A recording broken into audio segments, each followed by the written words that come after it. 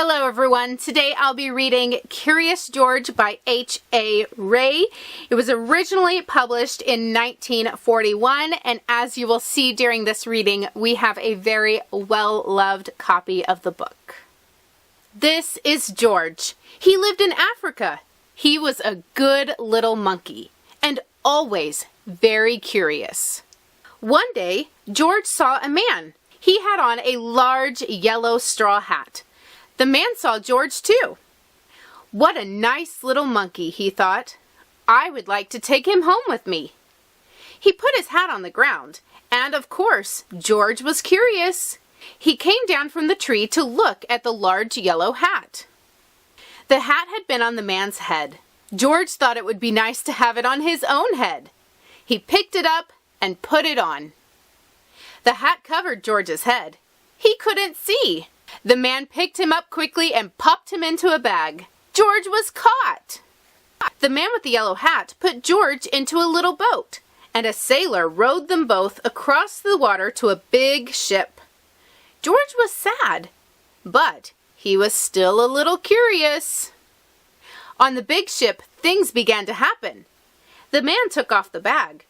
George sat on a little stool, and the man said, "George, I am going to take you to a big zoo in a big city.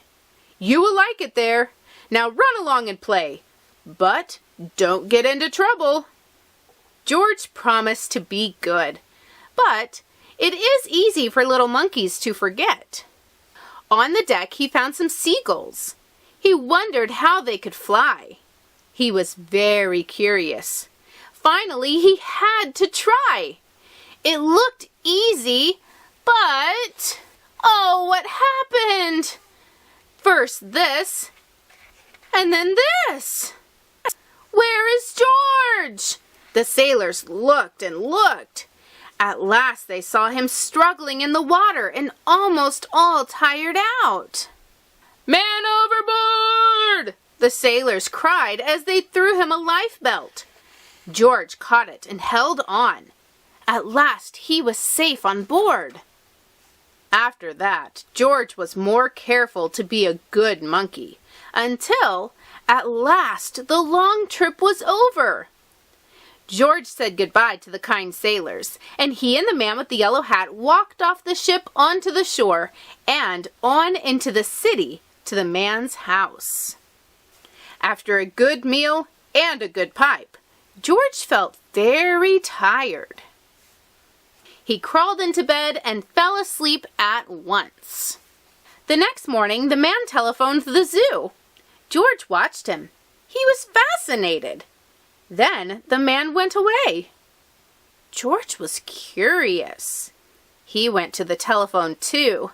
1, 2, 3, 4, 5, 6, 7. What fun! Ding-a-ling-a-ling! George had telephoned the fire station! The firemen rushed to the telephone.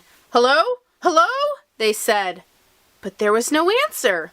Then they looked for the signal on the big map that showed where the telephone call had come from. They didn't know it was George. They thought it was a real fire. "Hurry, hurry, hurry!" The firemen jumped onto the fire engines and onto the hook and ladders.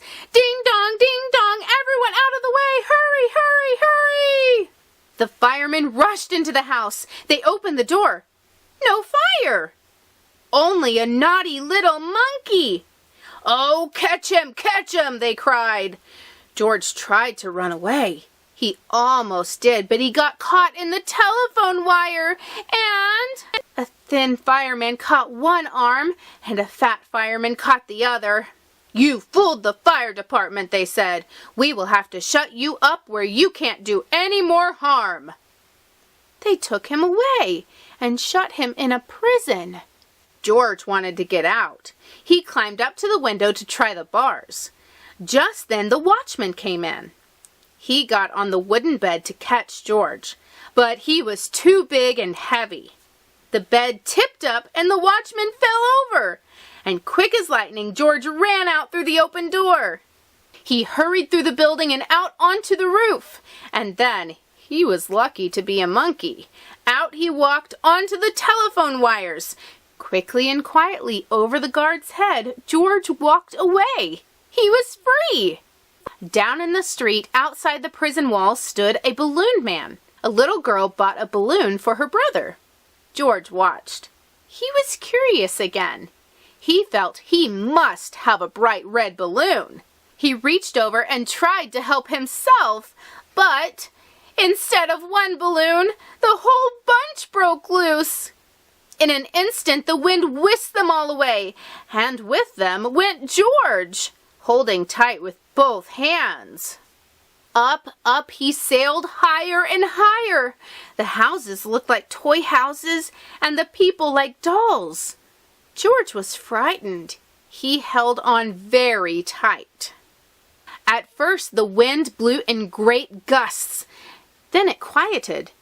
Finally, it stopped blowing altogether. George was very tired. Down, down he went, bump, onto the top of a traffic light.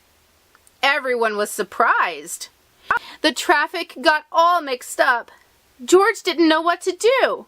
And then he heard someone call, "George!" He looked down and saw his friend, the man with the big yellow hat.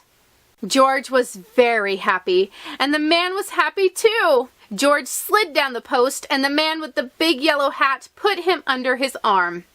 Then he paid the balloon man for all the balloons. And then George and the man climbed into the car, and at last away they went. To the zoo! What a nice place for George to live. The end.